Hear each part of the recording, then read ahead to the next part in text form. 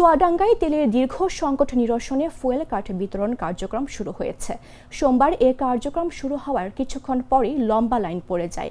এ সময় লাইনে আগে পিছে দাঁড়ানো নিয়ে দুই ব্যক্তির মধ্যে বাকবিতণ্ডা ও হাতাহাতির ঘটনা ঘটেছে। এ সময় উপস্থিত সাংবাদিকরা ভিডিও করতে গেলে তারা সেখান থেকে চলে যান।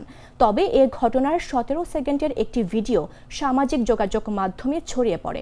প্রত্যক্ষদর্শীরা জানান, এক ব্যক্তি নিজেকে আর্মির সদস্য পরিচয় দিয়ে লাইন ভেঙে সামনে দাঁড়াতে গেলে উত্তেজনা সৃষ্টি হয়।